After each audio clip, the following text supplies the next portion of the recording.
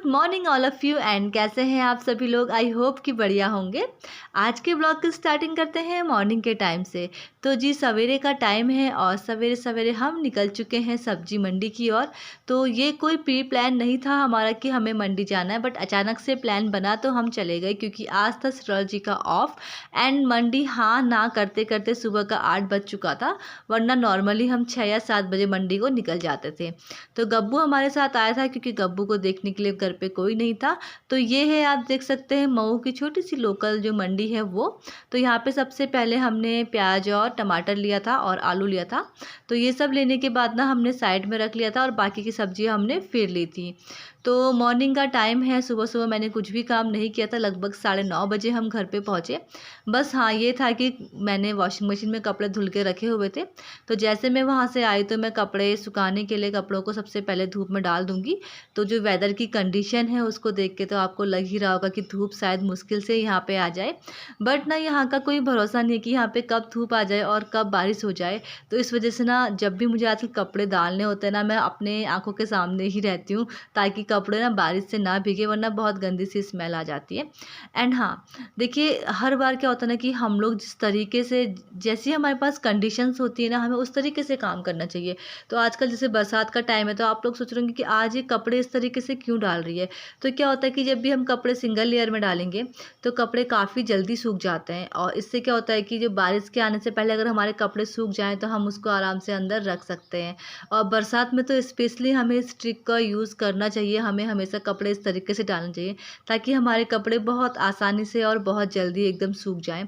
और स्पेशली आपने कभी देखा होगा जो धोबी होते हैं ना, जब भी धोबी कपड़े धोते हैं ना उसके बाद वो सारे के सारे कपड़े जब धूप में डालने होते हैं तो इसी तरीके से डालते हैं। इससे क्या होता है कि कपड़े जल्दी भी सूख जाते हैं और ज़्यादा देर अगर धूप में कपड़े रहें तो कलर भी फेड हो जाता है।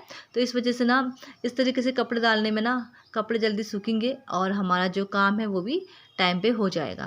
तो देखिए सब्जी काफ़ी ज़्यादा थी और सिरोल जी कुछ बहुत सब्जी सेट कर रहे थे और तब तक मैंने सोचा क्यों ना मैं ब्रेकफास्ट रेडी कर लेती हूँ।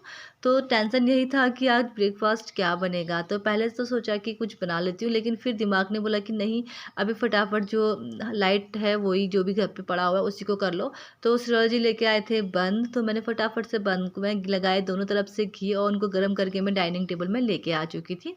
देन उसके बाद जिसको म्यूनिस के साथ खाना था वो म्यूनिस के संग खा रहे थे और जिसको जैम के साथ खाना था वो जैम के साथ खा रहे थे। तो ऑप्शन हमारे पास 2 थे। तो यहाँ पे देखिए बच्चों को ना मैंने मॉर्निंग में ही, जब मैं वहाँ से आई थी, जब मतलब स्टार्टिंग में मैंने ब्रेड सेके हुए थे ना उस टाइम पे ही दे दिया था। होता क्या है ना, मेरी हैबिट है, पहले जब मम्मी थी सबसे पहले मैं मम्मी को ब्रेकफास्ट लंच डिनर जो भी था उनको देती थी। और आजकल क्या है, सबसे पहले मैं बच्चों को खिलाती हूँ ताकि बच्चे खा लेते हैं तो फिर हम आराम से दोनों को दोनों बैठ के खा लेते हैं। तो आज बहुत ही लाइट वाला हमारा जो आप बोल सकते हैं ब्रेकफास्ट था और इतना मतलब टाइमिंग की कमी थी ना, मैंने चाय भी नहीं बनाई। मैंने बस नॉर्मली बंद को सेके और उसके बाद उसमें मेयोनीज और जो आपको जैम दिख रहा है वो लगा के खा लिया था। और बच्चे इस टाइम पे अपने अपने रूम पे थे, उन लोगों को मैंने थोड़ा बहुत काम दे रखा था। जैसे क्या होता ना कि अपना जो इनका स्टडी टेबल है पूरा बिखरा पड़ा हुआ था, तो मैंने बोला उसको क्लीन कर लो। तो आज संडे है तो अपने शूज़ में पॉलिश कर लो। तो ये सारे काम वो दोनों अभी अपना अपना कर रहे थे। और बच्चों को अगर कुछ ना कुछ काम ना हमें ज़रूर सिखाना चाहिए। अगर थोड़ा बहुत काम बच्चों ने सीखा हुआ है तो वो उन्हीं के लिए बेनिफिट है, उनको ही काम आएगा कभी ना कभी। देखिए कोई भी सीखी हुई चीज़ ना बर्बाद तो जाती नहीं है। तो जब भी हम कुछ चीज़ सीखते तो कभी ना कभी किसी टाइम तो वो काम आते हैं। जैसे कि आपने देखा होगा कि आज मैंने जैसे कपड़े धूप में डाले तो वो भी एक चीज़ थी कि हम इस तरीके से भी धूप में डाल सकते हैं। तो यहाँ पे देखिए हो चुका है मेरा तो ब्रेकफास्ट एंड सिरोलॉजी कर रहे हैं। देन ये सारी सब्जियाँ थी जो आज हम सब्जी मंडी से लेके आए थे।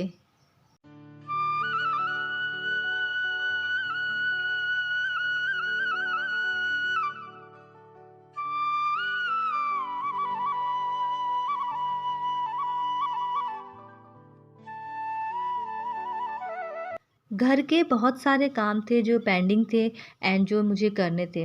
तो सबसे पहले मैंने ले लिया था, जो मैंने मलाई इकट्ठा कर रखी है, मुझे उसकी दही उसका मक्खन बनाना था। तो मक्खन बनने के बाद मैंने उसको देखिए फटाफट से गरम भी कर लिया। और मेरी सबसे अच्छी हैबिट बोलो या बुरी हैबिट बोलो वो ये है कि मैं तुरंत जब मैं घी गरम करती हूँ ना, मैं उसी टाइम कंटेनर में डाल देती हूँ। मतलब इसकी भी ना एक कहानी है। क्या हुआ था कि जब गाँव में मम्मी ने गाय गाय पाली हुई थी ना, उस टाइम पे क्या होता था कि अब मुझे तो ये सब काम बहुत कम आता था। तो मम्मी कभी कभी बोलती थी कि घी गरम कर दो। तो जब मैं घी गरम करती थी ना, तो मुझे आइडिया ही नहीं होता था और घी हमेशा मेरा जल जाता था। तो बाद में मुझे समझ में आया कि मेरी कढ़ाई इतनी गर्म रहती थी कि वो जब घी एकदम फिक्स ठीक ठाक बना है, बट कढ़ाई की गर्माहट से वो घी और थोड़ा बहुत जल जाता है।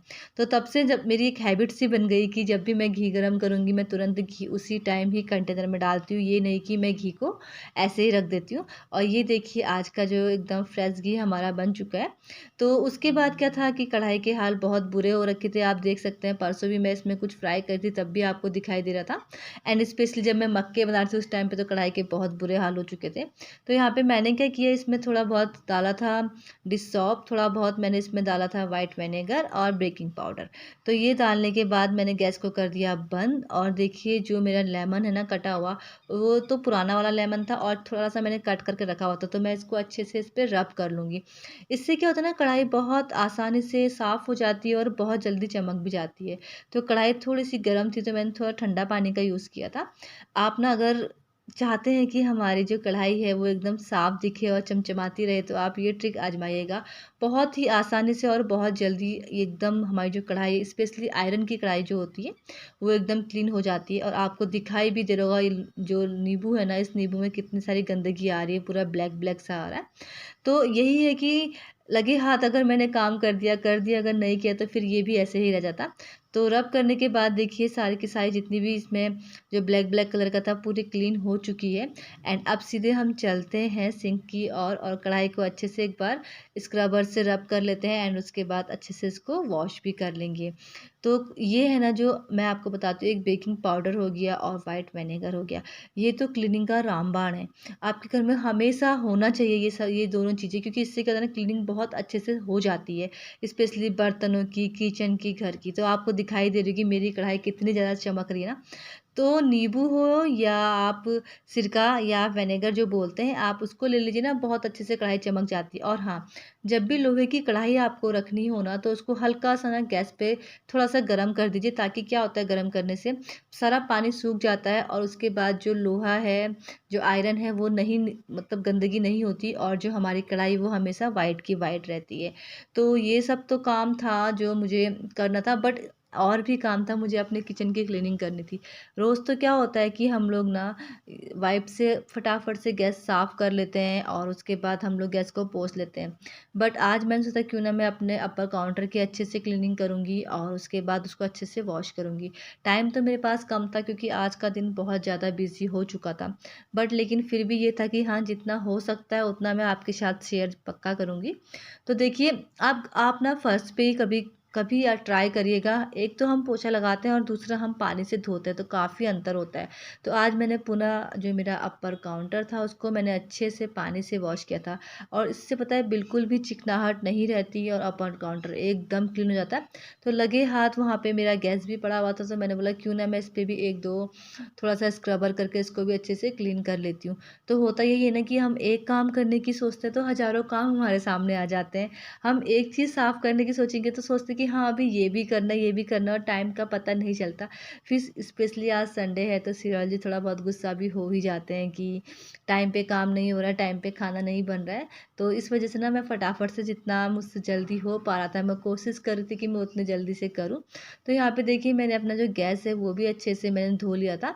एंड इसको मैं इसकी जगह पे रखती हूँ। और अपर काउंटर तो जितना हो सके उतना खाली ही रहना चाहिए।